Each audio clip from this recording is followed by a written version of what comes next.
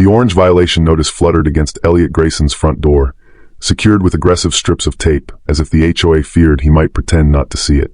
$2,500 for unauthorized hunting activity on his own property. His fingers tightened around the paper, jaw clenched in disbelief. "This has to be a mistake," he muttered, scanning the document again. It wasn't. If you've ever faced off against an overreaching homeowners association, you already know that hollow feeling when faceless regulations collide with common sense. But what happens when they target the wrong person? Someone who knows exactly how to fight back. Subscribe now to discover how one unjustified fine ignited a neighborhood revolution that nobody saw coming. For Elliot Grayson, the forest that bordered his suburban property wasn't just a view, it was his lifeline. After losing his wife in a tragic accident 5 years earlier, those quiet woodland trails became where he found peace, a place where he could teach his 10-year-old daughter Lily the same respect for nature his father had instilled in him. The deer overpopulation was destroying the delicate ecosystem. Native plants were vanishing, tree saplings never had a chance to mature, and the forest floor was stripped bare. As a former wildlife biologist with over a decade of field experience, Elliot understood what needed to happen. His carefully planned, ethical bow hunting was fully legal according to state wildlife regulations, just not according to Maggie Whitmore's precious HOA rulebook. "Mr. Grayson, your actions violate Section 7.3 of our community guidelines," Maggie had announced at the emergency board meeting, her voice cutting through the room. "This isn't some rural backwater. This is Pine Creek Estates, a community with standards." Beside her, Rick Daniels, the HOA's enforcement officer, stood with arms crossed. "The rules apply to everyone equally, sir." What Elliot did next would completely transform the power dynamic in Pine Creek Estates forever. If you're curious about what happened, hit that subscribe button right now. This story of neighborhood justice is just getting started. Little did the HOA realize, Elliot Grayson wasn't just any homeowner. And he was about to deliver an unforgettable lesson about choosing the wrong person to push around. Elliot Grayson never planned to wage war against his homeowners association. His life had always been dedicated to understanding and protecting natural habitats, not fighting bureaucracy. Growing up the son of a park ranger in rural Montana, Elliot spent his childhood tracking animals, identifying native plants, and developing an almost supernatural connection to the wilderness. These early experiences shaped his future, leading him to earn both bachelor's and master's degrees in wildlife biology. For over a decade, he worked for state conservation departments, specializing in habitat preservation and population control of invasive species. "My father taught me that humans aren't separate from nature, we're stewards of it," Elliot often told Lily, his curious 10-year-old daughter who inherited his analytical mind and her mother's artistic spirit. Lily Grayson was just 5 when her mother Clara's car skidded off an icy road one February night. In the years since, father and daughter had formed an unbreakable bond, with the forest becoming their shared healing space. While other kids her age were glued to screens, Lily could identify a dozen bird species by their calls and knew which plants were safe to touch. Her science teachers were consistently amazed by her knowledge of ecosystems and wildlife populations. "Dad, why are there so many deer lately?" she had asked 3 months ago, noticing how the once varied forest floor was becoming barren. Elliot had explained the problem. The neighborhood had disrupted natural predator patterns, and the resulting deer overpopulation was destroying the forest's biodiversity. Without intervention, the entire ecosystem would collapse. Pine Creek Estates hadn't always been so rigidly controlled. Built 15 years ago as an upscale community offering luxury living with natural beauty, the development initially attracted nature enthusiasts like Elliot, who purchased his home there after his tech startup success provided financial stability. The modest HOA fees seemed reasonable for maintaining common areas and the community pool. Everything changed 3 years ago when Margaret Maggie Whitmore was elected HOA president. A retired corporate executive with zero tolerance for exceptions, Maggie transformed the once reasonable guidelines into an exhaustive 127-page rulebook governing everything from mailbox height to acceptable garden gnome dimensions. Her right-hand enforcer, Rick Daniels, a former military officer who approached rule violations like security threats, conducted weekly compliance walks through the neighborhood. Together with a board of 7 members, most notably Lindy Carter, a pragmatic real estate agent who sometimes tried to moderate Maggie's strictest impulses, they controlled Pine Creek Estates with ruthless efficiency. Elliot's bow hunting was methodical, ethical, and precisely calculated. After documenting the deer overpopulation with trail cameras and consulting with his former colleagues at the State Wildlife Department, he obtained all necessary permits. Using a compound bow, a skill he had mastered in his 20s, he carefully managed the invasive deer population on his 2-acre property that backed up to the larger forest. The meat was donated to a local food bank. The forest floor began to recover. Native wildflowers returned to areas where deer had previously stripped everything bare. It was textbook conservation in action, until Maggie spotted him one evening from the community walking path. The HOA emergency meeting was called the very next day. Have you ever had to deal with a power-hungry HOA or unreasonable community rules? Drop a comment below about your experience. Was there ever a moment when you felt your basic rights were being trampled by excessive regulations? I read every comment, and your stories might help others facing similar situations. What the HOA board didn't realize was that Elliot's conservation work had given him unexpected skills: patience, strategic thinking, and intimate knowledge of property laws. When pushed too far, these qualities would transform from professional assets into powerful weapons. As Elliot researched his options following the unjust fine, he discovered something about the adjacent forest that would change everything. Information that Maggie Whitmore and her board would soon wish they'd known before deciding to target the most resourceful homeowner in Pine Creek Estates. The incident that sparked everything happened on a crisp autumn evening. Elliot had just finished setting up his trail cameras to document the growing deer population when he spotted a young buck, clearly malnourished, struggling through the underbrush. The forest couldn't sustain the current deer numbers. They were stripping vegetation faster than it could regrow, destroying habitat for countless other species. Following his conservation training, Elliot retrieved his compound bow from the locked case in his shed. The shot was clean and ethical, exactly as he'd been taught. He was field dressing the deer when Maggie Whitmore emerged from the walking trail, her evening power walk interrupted by what she immediately deemed barbaric behavior. "What on earth do you think you're doing?" she had demanded, already reaching for her phone. Elliot calmly explained the conservation necessity, showed her his valid hunting permits, and pointed out they were on his property, well beyond safety boundaries from any homes. "This isn't about safety or legality," Maggie had snapped. "It's about community standards and property values. Nobody wants to see this savagery while taking an evening stroll." The emergency HOA meeting was scheduled for the following evening. Elliot arrived with a carefully prepared presentation: deer population statistics, environmental impact assessments, letters from state wildlife officials, and documentation of all his permits and licenses. None of it mattered. "Mr. Grayson, while your hunting may technically be legal under state law, our HOA covenant clearly prohibits activities that disturb community aesthetics or peace," Maggie explained, reading directly from the rulebook she had substantially expanded during her presidency. The boardroom of the Pine Creek Community Center was packed.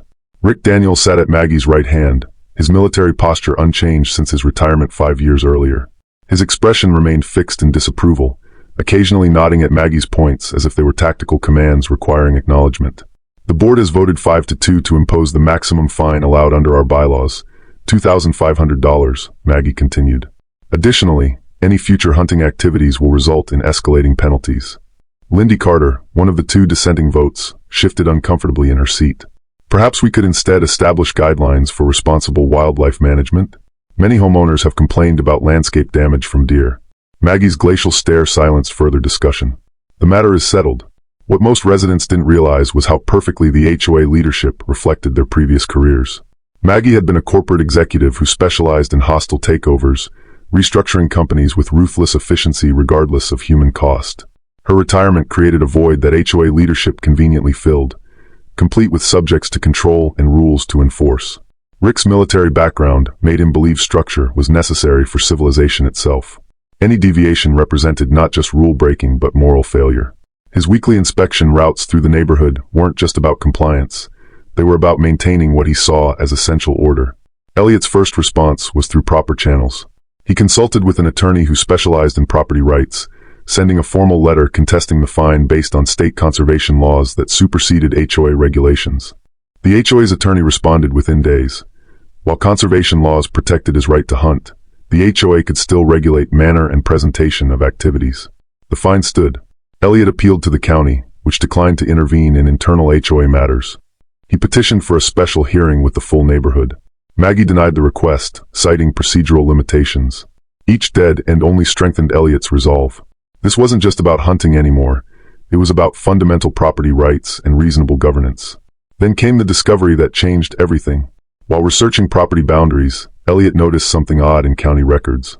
The 120-acre forest adjoining the neighborhood wasn't owned by Pine Creek Estates, as most residents assumed. It belonged to an elderly developer who had once planned to expand the subdivision before environmental regulations prevented further building. And now, after 15 years of paying property taxes on unbuildable land, the developer had quietly listed it for sale at a surprisingly reasonable price. Elliot stared at his computer screen, a plan forming that was both outrageous and perfectly legal. The same conservation laws that protected his hunting rights would allow him to control access to land he owned. The HOA had shown him no mercy.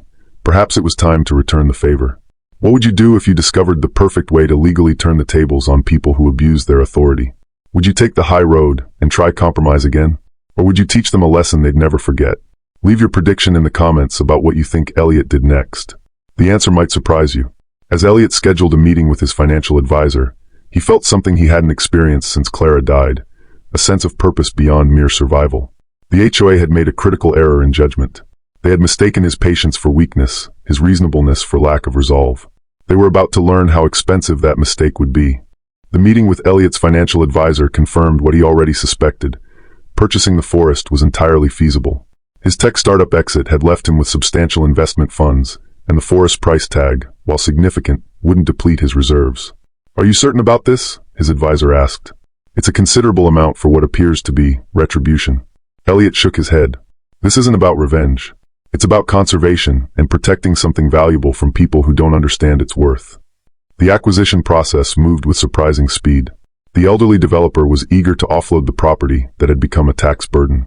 Within 3 weeks, Elliot found himself signing closing documents for 120 acres of mixed hardwood forest, land that contained the popular walking trails, the small lake where Pine Creek residents fished in summer, and the sledding hill where children played each winter.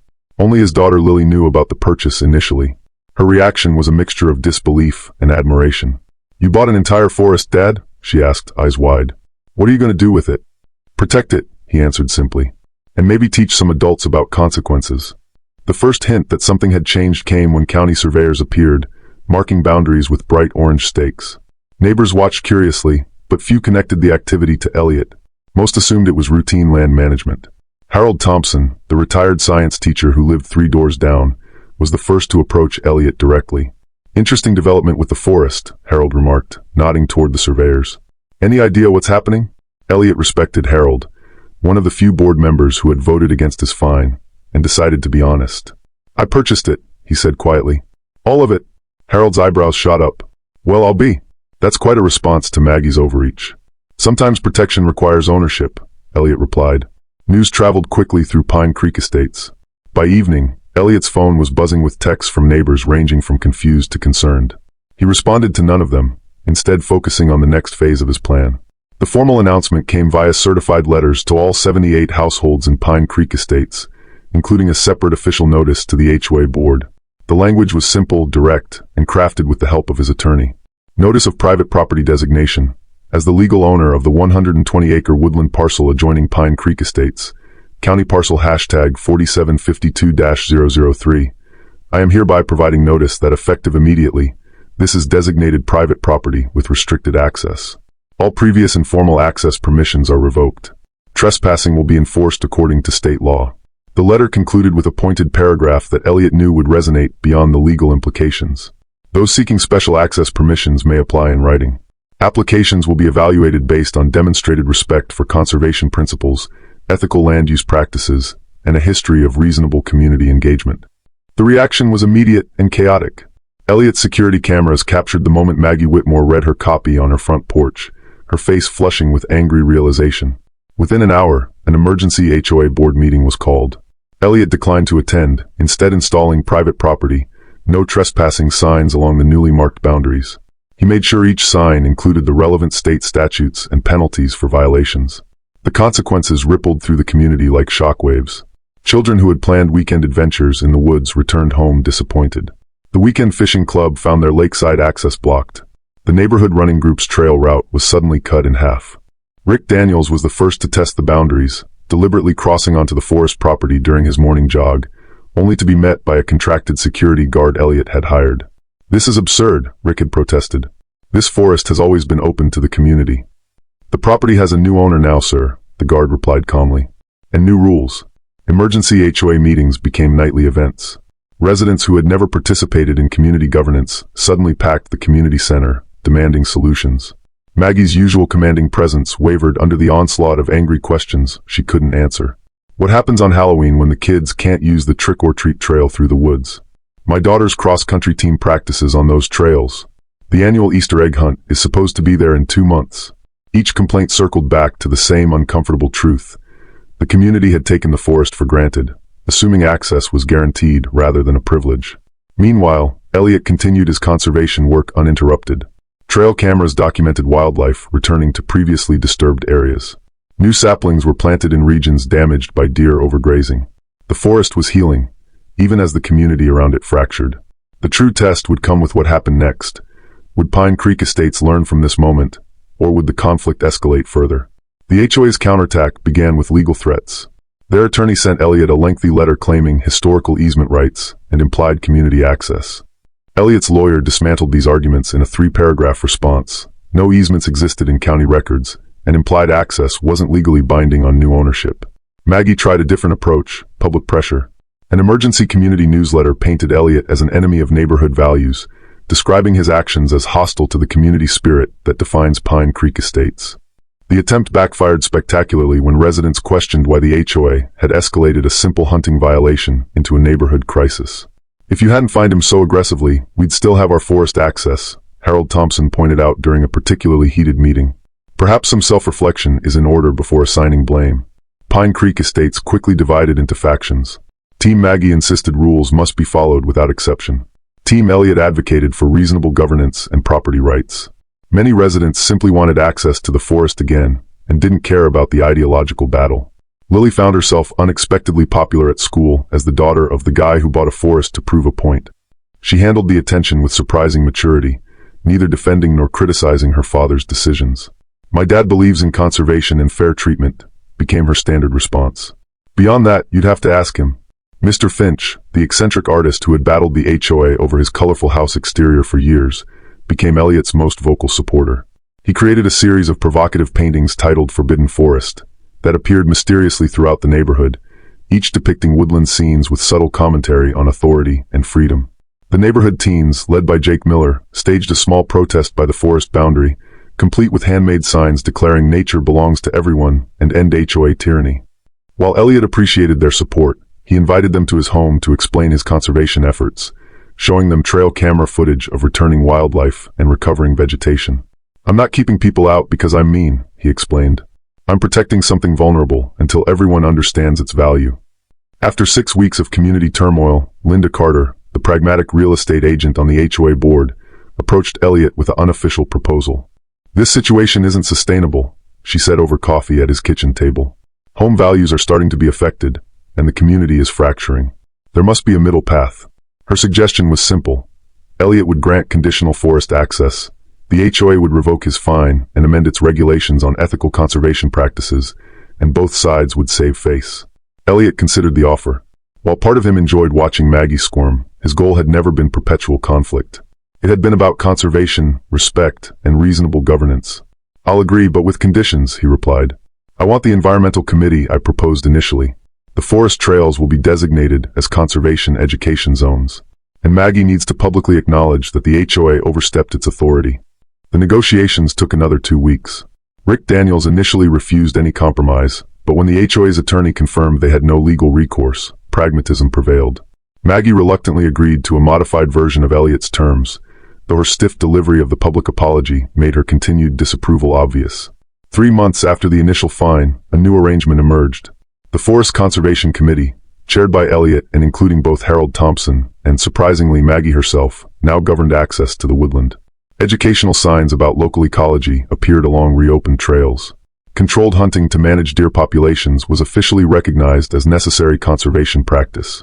Most importantly, the HOA bylaws underwent significant revision, with clearer limitations on board authority and better processes for homeowner appeals. Linda Carter was elected the new HOA president after Maggie stepped down, citing personal reasons. The spring brought unexpected healing. Volunteers from throughout Pine Creek Estates participated in a forest restoration day, planting native trees and removing invasive species under Elliot's guidance. Children learned about ecological balance from the man their parents had once vilified. Even Rick found purpose in organizing a veterans hiking group that combined exercise with nature appreciation. If you found this story of neighborhood justice satisfying, hit that like button right now. Have you ever stood up against unreasonable rules or authorities? How did it turn out? Share your experience in the comments below. Your story might inspire others facing similar situations, and I respond to as many comments as possible. The forest that had become a battleground transformed into something more valuable, a shared resource that everyone now recognized must be both enjoyed and protected. For Elliot and Lily, it represented something personal, proof that standing up for what's right, even when difficult, could create positive change beyond what either had imagined possible. A year has passed since the forest standoff at Pine Creek Estates, and the neighborhood has found an unexpected balance between structure and freedom. The tension between community standards and individual rights exists in every shared space. Rules create order, but excessive control stifles the very qualities that make communities worth living in: creativity, diversity, and mutual respect. Elliot's stand wasn't just about hunting rights or forest access. It was about recalibrating power that had tilted too far toward control. Today, Pine Creek Estates operates under a more collaborative governance model. The revised HOA bylaws require community votes on major decisions, and a new appeals process ensures fair hearings for rule violations. Linda Carter's leadership style emphasizes communication over confrontation, addressing problems before they escalate into conflicts. The forest thrives under shared stewardship. Seasonal guided tours highlight conservation efforts, and the deer population is now sustainably managed through a Department of Natural Resources partnership program.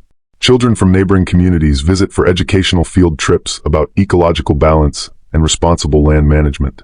As for the former adversaries, Maggie volunteers with the Community Garden Project, channeling her organizational skills toward productive ends.